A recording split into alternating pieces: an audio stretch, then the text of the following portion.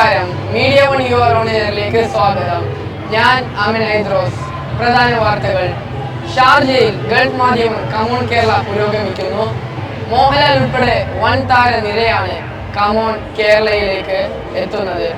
രണ്ടാം ദിവസവും ആയിരങ്ങൾ മേളയിലേക്ക് ഒഴുകിയെത്തി. അതിൻ്റെ ദൃശ്യങ്ങളിലേക്ക്.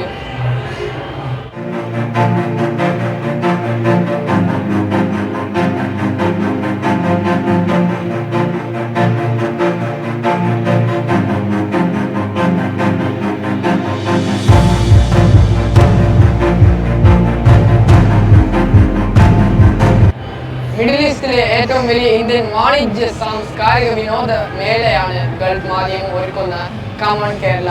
പ്രൗഢമായ സദസ്സിൽ മേളയുടെ ഉദ്ഘാടനം ഇന്നലെ Sharjah chamber of commerce chairman Abdullah Sultan Al Owais നിർവഹിച്ചു. അബ്ബാസ് മുഹമ്മദ് തയ്യാറാക്കിയ റിപ്പോർട്ട് കാണാം. കമോൺ കേരളയുടെ 7ാമത്തെ എഡിഷനാണ് ഷാർജ എക്സ്പോ സെന്ററിൽ തുടക്കമായിരിക്കുന്നത്. മലയാളത്തിന്റെ മഹാനടൻ മോഹൻലാൽ അടക്കമുള്ളവർ ഈ മേളയ്ക്ക് എത്തുന്നുണ്ട്. കഴിഞ്ഞ വർഷം ഏകദേശം 2.5 ലക്ഷത്തിലേറെ ആളുകൾ പങ്കെടുത്ത മേളയ്ക്ക് ശേഷമാണ് കൂടുതൽ മിഴിവോടുകൂടി കമോൺ കേരളയുടെ 7ാമത്തെ എഡിഷന് തുടക്കമാകുന്നത്. ഇതോടെ ഈ വാർത്താ ബുള്ളറ്റിൻ പൂർണ്ണമാകുന്നു. നമസ്കാരം.